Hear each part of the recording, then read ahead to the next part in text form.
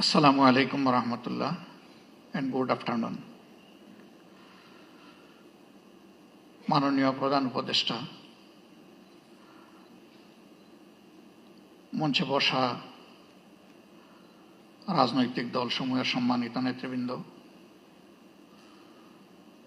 জুলাই 24-এ ক্ষতিগ্রস্ত শহীদ পরিবারের সম্মানিত সদস্যবৃন্দ, সামনে বসা সম্মানিত অতিথিবৃন্দ, শহীদ এবং আহত পরিবারের সম্মানিত সদস্যবৃন্দ, সাংবাদিক বন্ধুগণ, প্রথমে আমাকে এখানে ইনভাইট করার জন্য আমি আজকের আয়োজক সংস্থা ইউনাইটেড নেশনস অর্গানাইজেশনের কান্ট্রি অফিসকে আমি ধন্যবাদ জানাচ্ছি। আসলে কিছু আশঙ্কা, ব্যথা এবং কিছু আকাঙ্ক্ষা নিয়ে আমি এখানে দাঁড়িয়েছি। 15.5 বছর জাতির উপরে অত্যাচারের যে স্টিম রোলার চলেছে, এর দ্বারা অনেকেই ভিক্টিমাইজড হয়েছে। জুলাইটা ছিল তার শেষ পরিণতি। শুরুটা ছিল কার্যত 2009 সালের 25 এবং 26 ফেব্রুয়ারি। ঢাকার পিলখানায় 57 জন দেশপ্রেমিক চৌকস, প্রতিশ্রুতিশীল, বিভিন্ন পর্যায়ের সামরিক কর্মকর্তাকে হত্যাকাণ্ডের মধ্য দিয়ে বাংলাদেশের উপর ফ্যাসিজমের থাবা শুরু হয়। তারপরে একে একে রাজনৈতিক দল, প্রথমে আমাদের দলটাকে দিয়েই শুরু করা হয় এবং শেষ পর্যন্ত যারা অপোজিশনে ছিলেন তারা কেউ বাদ পড়েননি। শুধু রাজনৈতিক দল নয়, এদেশের আলেম সমাজ, সাংবাদিক সমাজ, বুদ্ধিজীবী সমাজ, ব্যবসায়ীরা কেউই কিন্তু ফ্যাসিবাদের থাবা থেকে বাদ পড়েননি। অনেক সাংবাদিকের জীবনও চলে গিয়েছে, আবার কাউকে কাউকে জেলের ভাত খেতে হয়েছে। এমনকি হিউম্যান রাইটস নিয়ে যারা কাজ করেন তাদেরকেও সত্য কথা বলার জন্য জেলে থাকতে হয়েছে।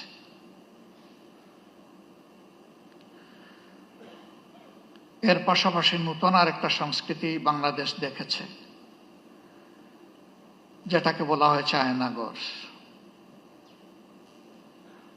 এ সংস্কৃতি এর আগে বাংলাদেশ কখনো দেখেনি এবং ব্যক্তিগতভাবে আমি নিজেও তার সাক্ষী। শেষবার 22-12 ডিসেম্বর যখন আমাকে গ্রেফতার করা হয়, যে জায়গাটায় আমাকে রাখা হয়েছিল, এমন কিছু মানুষ, কিছু মুখ আমি দেখতে পেয়েছিলাম যাদের মুখে বিষণ্ণতার প্রচন্ড ছাপ।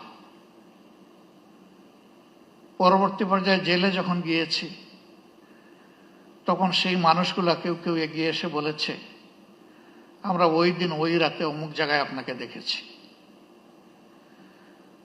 জিজ্ঞেস করেছিলাম, আপনি কোথায় ছিলেন? বলে যে আমি ওখানেই ছিলাম। কত সময় ছিলেন? হাসতে হাসতে বলে, কত সময় নয়, ঘন্টা নয়, দিন নয়, মাস নয়, আমাকে জিজ্ঞেস করুন আমি কয় বছর ছিলাম।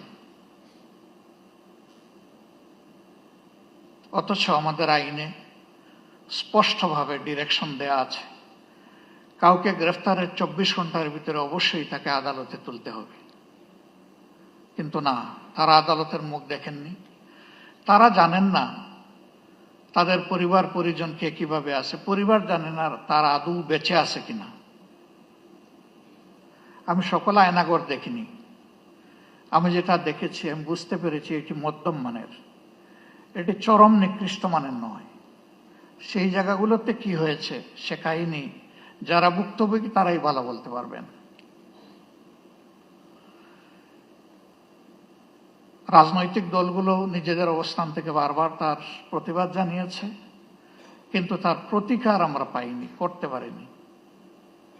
শেষ পর্যন্ত আমাদের যুব সমাজের অতি ছোট্ট এবং সাধারণ একটি দাবিকে নিয়েই তারা রাস্তায় নেমেছিল।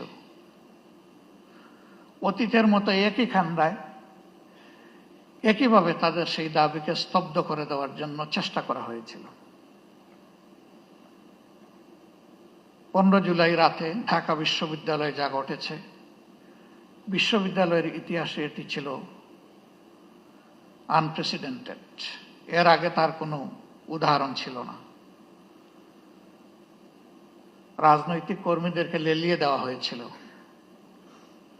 তারা একই সাথে আঘাত করেছে ছেলেদেরকে, আমাদের মেয়েদেরকেও বাদ দেয়নি। কার্যত এই মুভমেন্টটা এখান থেকেই মোমেন্টাম পেয়েছিল। এরপরে একে একে আবু সঈদের হত্যাকাণ্ড এবং বাকি হত্যাকাণ্ডগুলো শেষ পর্যন্ত জুলুমের অবসান করতে সক্ষম হয়েছে। আমি জাতিসংঘের ফ্যাক্ট ফাইন্ডিং কমিটিকে আমার দল এবং বাংলাদেশের মজলুম জনগণের পক্ষ থেকে ধন্যবাদ জ্ঞাপন করি। তারা স্বল্পতম সময়ে এগিয়ে এসেছেন এবং বাস্তবতা তারা তুলে আনার চেষ্টা করেছেন।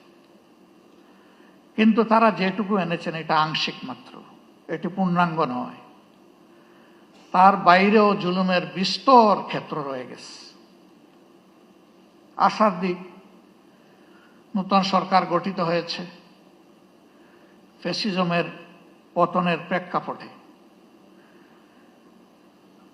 বিচারের জন্য ট্রাইব্যুনাল গঠন হয়েছে, বিচারক নিয়োগ হয়েছে, তদন্তকারী সংস্থা হয়েছে, প্রসিকিউশনও নিয়োগ হয়েছে।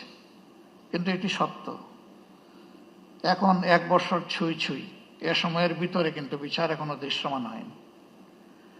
আমরা বিশ্বাস করি এই প্রক্রিয়ার সাথে যারা সম্পৃক্ত তারা তাদের সর্বোচ্চটা দিয়ে চেষ্টা করছেন। সরকারের কাছে আমাদের অনুরোধ, এই এফোর্ট কি যথেষ্ট, নাকি এই জায়গায় আরো কিছু করার আছে? যদি আরো কিছু করার থাকে সেটিই তো করা উচিত। সারা বাংলাদেশে আমার মতো আপনারা অনেকে ঘুরেন, সব জায়গায় তো কান্নার রোল। কেউ আপনজন হারিয়ে, আর কেউ নিজেকে হারিয়ে। আপনজন হারানোর বেদনা আমরা বুঝি, কিন্তু যারা নিজেকে হারিয়ে বসেছেন, এই যে ছেলেটাকে দেখানো হলো, শুধু দুটো চোখ না থাকার কারণে গোটা বিশ্ব তার জন্য অন্ধকার। সে কি একা? আমাদের হিসাব মতো এই সংখ্যাটা 500-র কাছাকাছি যারা চোখ হারিয়েছে। হাত পা হারিয়ে, মেরুদণ্ডে আঘাত পেয়ে, বুলেট বিদ্ধ হয়ে হাসপাতালের বিছানায় কিংবা নিজের বাড়িতে পড়ে প্যারালাইজ হয়ে কাতরাচ্ছে, এই সংখ্যাটা 250-র উপরে। যারা বিছানায় পড়ে আছে আর যারা জীবন্ত লাশ হয়ে ঘুরছে, সেই সংখ্যাও 5000 কম নয়। আপনারা অনেকে জানেন, ইতিমধ্যে আমাদের সংগঠনের পক্ষ থেকে উদ্যোগ নিয়ে এই জুলাই যারা শহীদ হয়েছেন তাদের প্রোফাইলটা আমরা অন রেকর্ড নিয়ে আসার চেষ্টা করেছি। শতভাগ নিশ্চিত না হয়ে আমরা একটা নামও সেখানে যোগ করিনি। আমাদের এই প্রক্রিয়া অব্যাহত আছে, এটাকে আমরা ক্লোজ করিনি। 12 ভলিউমের এই শহীদ স্মরণিকা আমরা সকলের হাতে পৌঁছে দিতে পারিনি, তবে আমাদের ওয়েবসাইটে বাংলা, ইংলিশ এবং আরবিতে ইতিমধ্যেই আপলোড করা আছে। সেটা কেউ ভিজিট করলে আমরা খুশি হব। আমরা এবার হাত দিয়েছি যারা জীবন্ত শহীদ তাদের জীবন নিয়ে, এই অন্ধ, পঙ্গু, হাসপাতালের বেডে পড়ে থাকা প্যারালাইজড, তাদের বিষয়টা তুলে আনার জন্য। আমি সরকারকে অনুরোধ করব, এই কাজটা পূর্ণাঙ্গ যথার্থতা পাবে যদি সরকারি উদ্যোগে এটা হয়। আমরা আমাদের দিক থেকে পূর্ণ সহায়তা দিব ইনশাল্লাহ, যা আমাদের কাছে ম্যাটেরিয়ালস আছে তা দিয়ে, এবং আরো যা প্রয়োজন আছে আমাদের পক্ষে সম্ভব সঙ্গত সবকিছু দিয়ে। ইতিহাস যেন হারিয়ে না যায়, ইতিহাসটাকে ধরে রাখা উচিত এবং শ্রদ্ধার সাথে এটা আমাদেরকে স্মরণ করতেই হবে। আজকে আমাদের এই বসাটাও ওই ত্যাগের বিনিময়ে। ওই ত্যাগটা না হলে আমার নিজেরও অবস্থা কি হতো আল্লাহ ভালো জানেন। এখানে আমরা যারা আছি কে কোন অবস্থায় থাকতাম সেটা আল্লাহ ভালো জানেন। কাজেই আমাদের শহীদরা এবং জীবন্ত শহীদরা আমাদের অ্যাসেট, তার আমাদের বোঝা নয়, এই স্বীকৃতি আমাদেরকে দিতে হবে।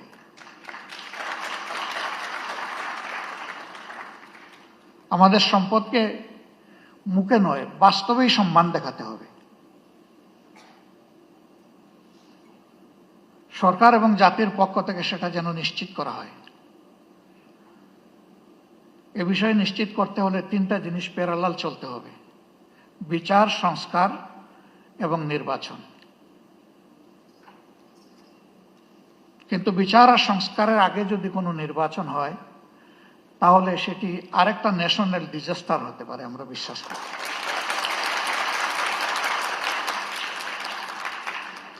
গত ২৬ তারিখ চীন মৈত্রী সম্মেলন কেন্দ্রে, সেখানে শহীদ পরিবার সোসাইটির একটা আয়োজন ছিল। ২-৪ জন বক্তব্য রেখেছেন, পুরোটা শুনতে পারিনি আমার অসুস্থতার কারণে, আংশিক শুনে আমি চলে গেছি। তাদের প্রত্যেকে অত্যন্ত সিংহের মতো গর্জন করে বলেছেন, বিচার না দেখা পর্যন্ত আমরা কোনো নির্বাচন দেখতে চাই না।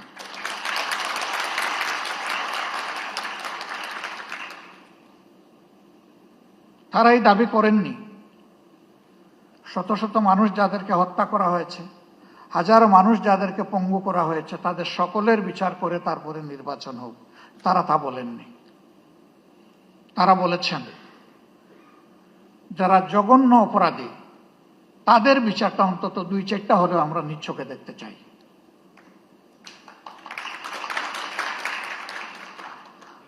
আমরা দেশ এবং জাতিকে ভালোবাসি সবাই। জাতিসংঘ ফ্যাক্টস ফাইন্ডিং এ যে ফ্যাক্টসগুলা তুলে এনেছে তার সাথে যেগুলা অপূরণ আছে সেগুলাকেও সংযুক্ত করে বিচারটা ঠিকমতো হোক। তবে আমি অত্যন্ত দৃঢ়তার সাথে বলবো যে ও বিচার আমাদের উপর করা হয়েছে, দল হিসাবে আমাদের নেতৃবৃন্দকে খুন করা হয়েছে বিচারিক আদালতে, এ ধরনের কোনো বিচারও দেখতে চাই না।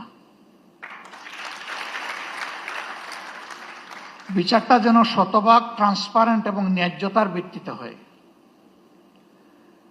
এবং পার্সোনালি আমি বিশ্বাস করি ন্যায় বিচার প্রতিষ্ঠিত হলে কোনো অপরাধী পার পাবে না ইনশাআল্লাহ। যারা মানুষ খুন করেছে তারা তাদের ন্যায্য পাওনাটা বুঝে পাবে এবং বিচারহীনতার অথবা বিচারকে ধামাচাপা দেওয়ার যে সংস্কৃতি সেটা দূর হবে। আমরা আমাদের দলের পক্ষ থেকে প্রতিশ্রুতি দিচ্ছি, এই প্রক্রিয়ায় আমাদের পূর্ণ সমর্থন এবং সহযোগিতা থাকবে। জনগণের ম্যান্ডেটের ভিত্তিতে আমরা সরকার পরিচালনা করার সুযোগ পাই অথবা আমরা বিরোধী দলে থাকি, এ বিষয়ে আমাদের ভূমিকা হবে স্পষ্ট, ন্যায্য এবং অকুতভয়। আমরা কাউকে পরোয়া করে কোনো কিছু বলবো না, করবো না। ভয় করব শুধু আল্লাহ তাআলাকে। দায়বদ্ধ থাকবো প্রথমে নিজের বিবেকের কাছে, তারপরে দেশবাসীর কাছে। অন্যান্য দলের পক্ষ থেকে একই প্রতিশ্রুতি আসুক তা আমি প্রত্যাশা করি। কেউ না কেউ তো আগামীর সরকার চালাবে, তাহলে যারাই চালাক তারা যেন জাতির এই আমানত রক্ষা করে, আমরা যেন বিশ্বাসঘাতক না হই।